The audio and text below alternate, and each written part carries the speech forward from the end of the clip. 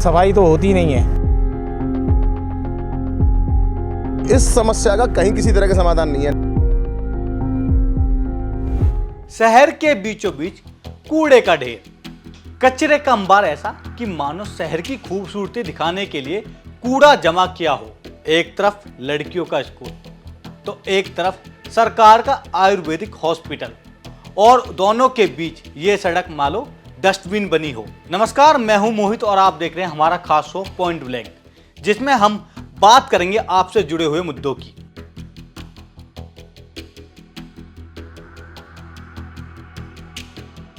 राजस्थान के सीएम भजनलाल के गृह जिले भरतपुर का हाल ऐसा है कि इंसान तो इंसान, जानवर भी परेशान है।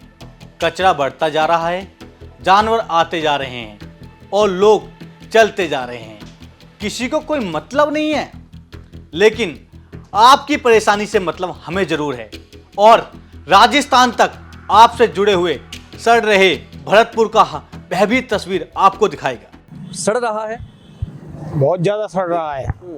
यहाँ तो मतलब आदमी निकलने को भी परेशान है और मतलब आम जनता भी। यहाँ पर डेली का ही कूड़ा मिलता है। यहाँ पे जो भी आते हैं उनसे सबसे बोला है, पर ये यहाँ पे सफाई तो होती नहीं है। सफाई नहीं होती है, बहुत बड़ी परेशानी है। क्या लगता है, गंभीर समस्या है? बहुत ज़्यादा गंभीर है। ये तो आप जो देख रहे हैं ना, ये एक दिन का है। अगर एक दिन भी ना यानी कूड़ा अगर यहाँ से उठे नहीं तो ये पूरा ब्लॉक है ना, ये पूरा ब्लॉक हो जाता है।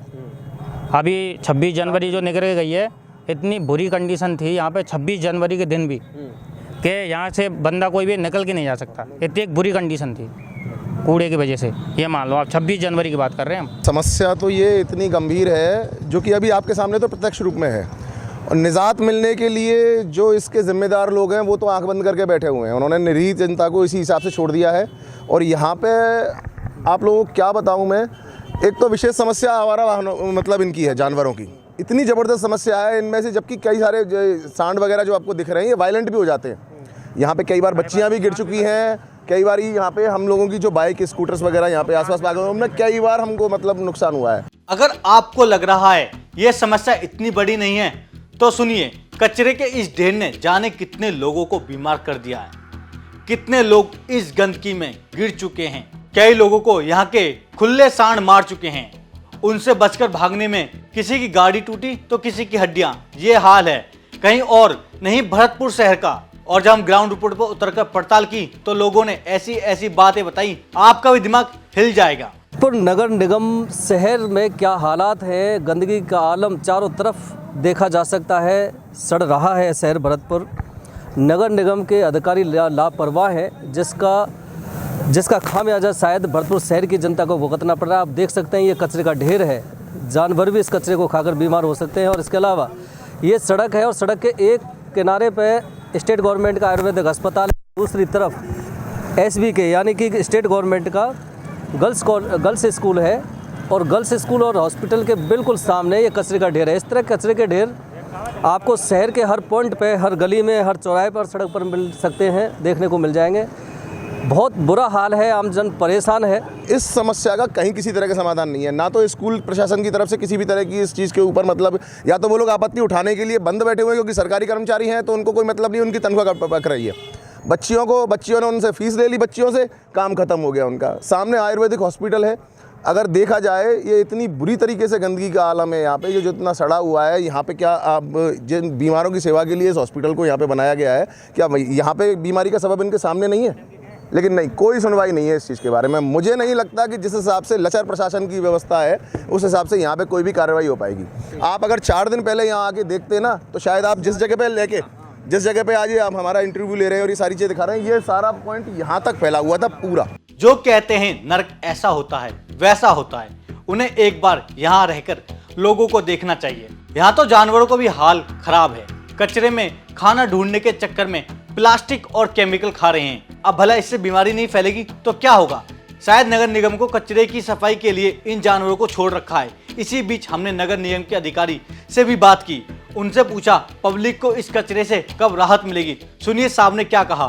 24 तारीख से लायंस कंपनी के कार्मिकों ने स्ट्राइक कर दी थी भी ठीक है हम काम नहीं करेंगे, पेमेंट नहीं मिला है या नहीं मिला, जबकि हमारे लेवल पर इतनी कोई पेंडेंसी है नहीं। मैं तो 20 तारीख इनका पेमेंट निकाल के चला गया था और फिर इन्होंने पीछे से पता नहीं क्या रीज़न था, बिना कोई सूचना के, बिना कोई इन्फॉर्मेशन के इन्होंने काम बंद कर दिया। तो फिर हमने पहले से दीपावली से ये अव्यवस्था इनकी कभी कभार, इससे पहले भी 2 बार हड़ताल कर दी थी। दीपावली पर भी ये व्यवस्था जो जैसी मैं चाह रहा था वैसी व्यवस्था थी नहीं, सफाई थी नहीं। उसके बाद 2-3 इनको नोटिस दे दिए भाई ये कमियां हैं, इनमें सुधार करें आप, लेकिन उसके बावजूद भी इन्होंने सुधार नहीं किए। और अब फिर ये 23 तारीख को दोबारा नोटंकी किया, तो मैंने इनको 24 घंटे का नोटिस दे दिया था और आज इस कंपनी का जो ऑर्डर है वो निरस्त होगा और इस सीमा तक कि रोड स्वीपिंग और ट्रांसपोर्टेशन काम नगर निगम इन हाउस कराएगी अपने लेबर आउटसोर्स पर लेबर लेकर के। पिछले 3 से 4 दिन में अव्यवस्था है, लेकिन कचरा पॉइंट लेट उठ रहे हैं और डोर टू डोर कलेक्शन इन्होंने बंद कर दिया, इस वजह से कचरा बढ़ भी ज़्यादा गया है। तो हमने ग्रेजुअली पिछले 3 दिनों से हर दिन ट्रैक्टर की और लेबर की और संख्या डंपर की बढ़ रही है। तो डेफिनेटली आप निश्चिंत रहें, हम मंडे से पहले इसको पूरी व्यवस्था माकूल कर दें। ये हैं भरतपुर के नगर निगम के आयुक्त श्रवण कुमार, जो वही घिसी पिटी बात बोल रहे हैं जो हर कोई कहता है जल्द कार्रवाई हो जाएगी। पब्लिक ने भी ये लाइन इतनी सुन ली कि अब ऐसा नहीं होता, अब लोगों को भी भरोसा नहीं होता। लेकिन इस कचरे का कारण सिर्फ यही है कि कोई सफाई कराने वाला नहीं है। जो सीएम का घिरा जिला भरतपुर शहर का इलाका है और नगर निगम के पास कोई सफाई के लिए नहीं है। इस समस्या को लेकर राजस्थान तक के सवाल। भरतपुर नगर निगम ने ईमानदारी से क्यों नहीं निभाई जिम्मेदारी? सफाई का ठेका निजी कंपनियों को देकर क्या कोई घोटाला किया? शहर में गंदगी के लिए जिम्मेदार अधिकारियों पर क्यों नहीं हुई कार्रवाई?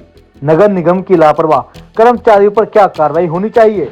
कमिश्नर का कहना है कि एक प्राइवेट कंपनी की सफाई का कॉन्ट्रैक्ट दिया गया था, लेकिन यह कंपनी कभी काम करती ही है, कभी नहीं करती। आखिर प्राइवेट कंपनी से थक कर हार कर भरतपुर नगर निगम ने अपने ही दम पर यहाँ सफाई कराने का फैसला किया है। तो कुल मिलाकर आप कह सकते हैं ये बहुत खराब व्यवस्था है, लेकिन जहाँ व्यवस्था खराब होगी वहाँ राजस्थान तक पहुँचता रहेगा और आपके सवाल सरकार के सामने उठाता रहेगा। अगर आपके शहर या गाँव में ऐसी कोई समस्या है तो आप हमें कमेंट बॉक्स में लिखकर बता सकते हैं। हम आपकी समस्या उठाएंगे और आपको सावधान भी करवाएंगे।